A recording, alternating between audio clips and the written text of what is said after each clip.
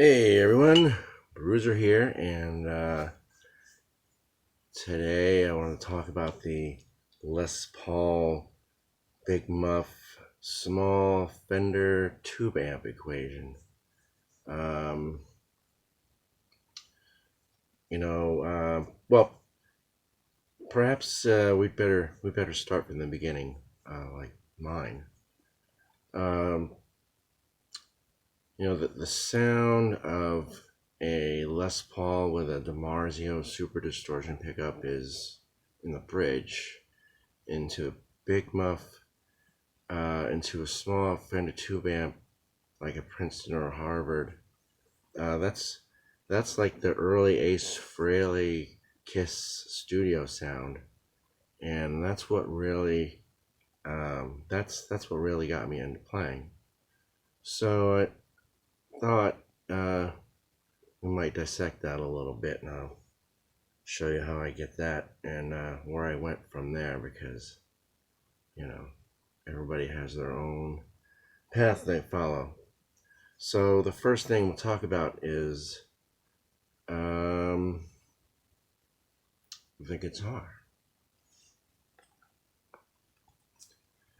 The guitar we know as the classic Gibson Les Paul um, is kind of a is it's a not so much a mythological creature as it is a sum of its parts. So the first thing, and this guitar here is not a Les Paul, obviously, but it's built like one, and in the fact that this the body is mahogany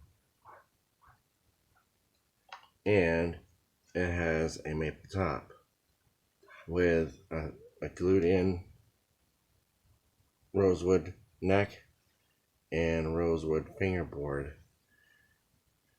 And what that does is it gives a sharp attack to what would otherwise be an open, warm, and round kind of voice with a lot of sustain to it. And the rosewood gives it a bit of sizzle or what have you. And this guitar does not have so much of a pitch angle, but it does have some. Most Les Pauls have a more of an angle, which is not something I'm comfortable with. But in a word, that really means the ultimate lead machine. So next is the Big Muff and the amp itself. Before that, though, we need to talk pickups. In the 1970s, that was the birth of the aftermarket guitar market, and people like Larry DiMarzio were one of the, and Seymour Duncan were like the first guys to really do pickups. These are actually, in this guitar, are actually predate the no. Well, this pickup right here is basically a super distortion, and what you get is a hot rodded PAF sound. A lot more. It distorts the amp. Let's put it that way. And next is we have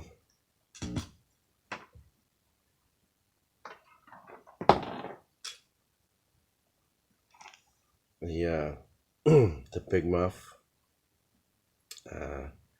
This started out as a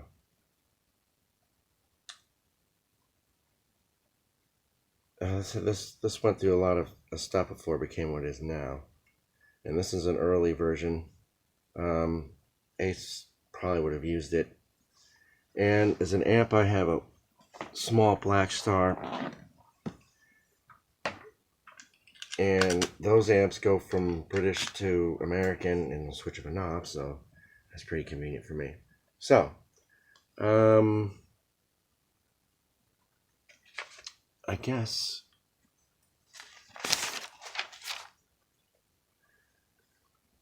guess the breakdown is this is I guess that's the point because I don't have an old Fender amp.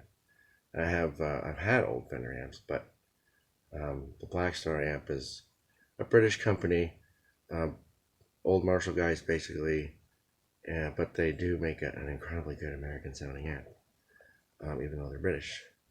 So solid body guitar like this, maple top on a mahogany body, hot bridge pickup, big muff, Black Star amp, and then you have this kind of really cool thing. And when you bend it to your will, like I have, and that's what we'll talk about next. But now let's take a listen, shall we?